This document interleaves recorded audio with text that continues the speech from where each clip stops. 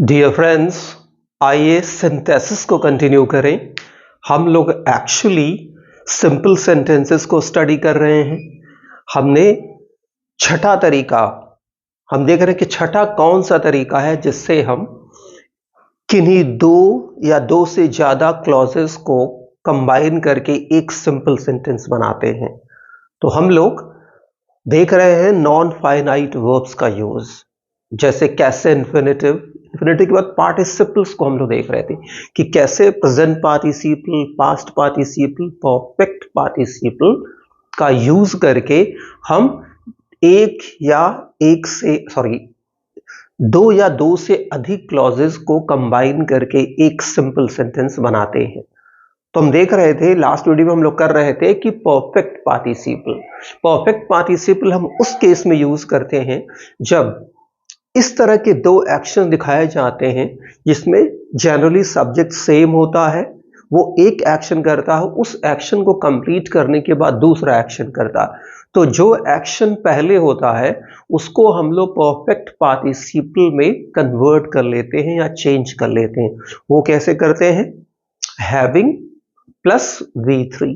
But अगर जो हमारे पास जो दो क्लॉजेज हैं उनमें से एक क्लॉज पैसिव में है तो हम having plus been plus V3 करते हैं, लेकिन जब एक्टिव में होगा तो हैविंग प्लस V3। आइए देखिए कैसे। If given clause oblique clauses is और आर इन पैसिव, यदि दिए हुआ क्लॉज या क्लॉजेज पैसिव में है तब हम क्या करेंगे? हैविंग बीन प्लस V3 का यूज करेंगे। Use in perfect participle. For example यहां देखिए, I was abused and man handled. Man handle एक वर्ब है, इसका मतलब होता है टू स्कफल, SCUFFLE, स्कफल। इसका मतलब हिंदी में होता है हाथापाई करना। जैसे कहना होगा उसने मेरे साथ हाथापाई की, तो मैं इंग्लिश में कहूंगा he manhandled me और he manhandled with me। तो यहां सेंटेंस है पहला clause, I was abused and manhandled, मुझे गाली दी गई और मेरे साथ हाथापाई की गई, यानी कि किसी ने की। सब्जेक्ट मिसिंग है यानी कि पैसिव में है। I was extremely upset, मैं बहुत ही अपसेट हुआ।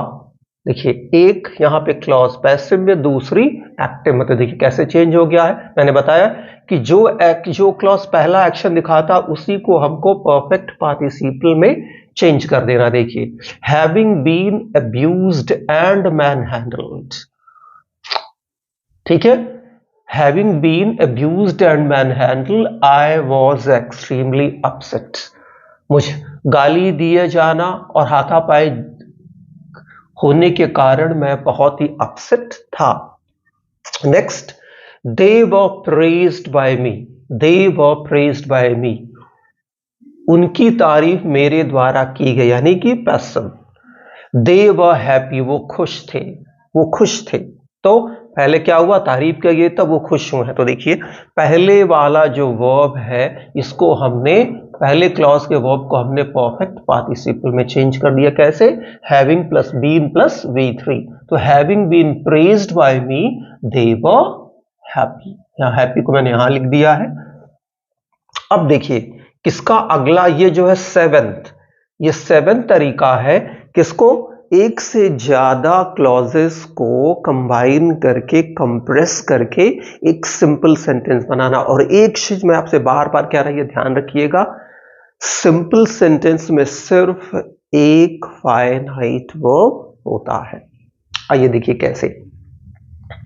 यूजिंग नाउन और फ्रेज इन एपोजिशन, इससे एपोजिशन पढ़ते हैं, कुछ और मत पढ़िएगा। Apposition mean side by side, अगल बगल। एपोजिशन का मतलब होता है साइड बाय साइड। इसका यूज कब करते हैं? कब हम नाउन और फ्रेज इन एपोजिशन का यूज करके एक से ज्यादा क्लॉजेस को कंबाइन करके, कंप्रेस करके एक सिंपल सेंटेंस बनाते हैं। कब? देखिए, प्रोवाइडेड, बशर्ते, तब nouns used in different clauses कि जो डिफरेंट क्लॉजेज हैं उसमें कई नाउन यूज किए गए हैं, लेकिन वो जो नाउन यूज किए गए हैं रेफर सेम पर्सन और थिंग, वो किसी एक ही व्यक्ति या वस्तु के लिए यूज किए जा रहे हो। मान लीजिए हमारे पास 2 क्लॉज है या 2 से ज्यादा क्लॉज है और उन क्लॉज में बार बार कोई नाउन या कोई एडजेक्टिव या कोई और वर्ड यूज हो रहा और वो सारे वर्ड जनरली किसी एक व्यक्ति के लिए या किसी एक जो है थिंग के लिए, किसी एक पर्सन या किसी एक चीज के लिए यूज किया जा रहा हो, तो उस केस में हम नाउन और फ्रेज इन एपोजिशन का यूज करके हम क्या करते हैं, उसको सिंपल सेंटेंस बनाते हैं। कैसे, देखिए कैसे करेंगे ये नोट, ये ध्यान रखना। Begin with the person thing different nouns और अदर वर्ड्स यूज्ड। पहले हमें वो ध्यान देना है कि हमें उस व्यक्ति या उस वस्तु को सबसे पहले लिखना है, यानी कि सेंटेंस की शुरुआत हमें उस व्यक्ति या उस वस्तु से करनी है जिसके लिए अलग अलग जो है नाउन्स यूज किए गए हैं, जिसके लिए कई नाउन्स यूज किए गए हों, यूज्ड। फिर क्या करना है, प्लेस डिस्क्राइबिंग नाउन्स। उसके बाद क्या करना, उन जो है नाउन्स को या फ्रेजेस को हमें यूज करना है जो उस पर्सन के लिए या थिंग के लिए यूज किया गया है। किसके अंदर, इनसाइड 2 कॉमास, उनको 2 कॉमास के अंदर यूज करना है हमें। जैसे एग्जांपल देखिए, Ranjan is a teacher, he is young and smart. यहां देखिए रंजन इज अ टीचर, ये टीचर वर्ड किसके लिए इस्तेमाल किया गया, रंजन के लिए। He is young and smart, young और स्मार्ट कौन है, रंजन। देखिए यहां नाउन इसके लिए यूज किया गया, यहां young and smart adjective use किया गया, किसके लिए, एक ही व्यक्ति रंजन के लिए। तो देखिए कैसे लिखा, मैंने कंबाइन किया, रंजन अ टीचर। देखिए जो ये नाउन यूज किया गया उसको हमने किस में करा, 2 कॉमास में। Ranjan a teacher is young and smart, इस तरह से बनाना है। अगला देखिए, this is Sachin, he is my friend. देखिए this is Sachin my friend. देखिए यहां पे हमने, देखिए यहां पे हमने 2 कॉमा लगाया, यहां 2 कॉमा लगाया, क्यों, क्योंकि देखिए यहां सेंटेंस कंटिन्यू, यहां मैं 1 कॉमा लगा रहा हूं, क्यों, क्योंकि यहां सेंटेंस खत्म हो जा रहा है। तो ये ध्यान देना है आपको, this is Sachin he is my friend, तो कैसे हो गया, this is Sachin my friend. अगला देखिए, मिल्टन वॉज अ पोएट। देखिए मिल्टन वॉज अ पोएट। दूसरा, ही वॉज एन इंग्लिश, वह एक अंग्रेज थे। He wrote the paradise lost. यहां देखिए 3 क्लॉज आ गए हैं। देखिए जब 3 क्लॉज आ जाएंगे तब भी वही चीज आपको ध्यान में रखना है। देखिए Milton was a poet, he was an English, he wrote the paradise lost. देखिए मिल्टन, देखिए यहां से मैंने इंग्लिश को उठाया, एन इंग्लिश, यहां से मैंने पोएट को उठाया, क्या कर दिया, Milton an English poet comma wrote the paradise lost. इस तरह से आपको जो है नाउन और फ्रेज इन एपोजिशन का यूज करके क्या करना है, एक से ज्यादा क्लॉजेस को आप सिंपल सेंटेंस में क्या करेंगे, कन्वर्ट करेंगे या कंप्रेस करेंगे या कंबाइन करेंगे। अगले वीडियो में हम लोग 8वें रूल को देखेंगे, कौन सा वो 8वां तरीका है जिससे हम लोग एक से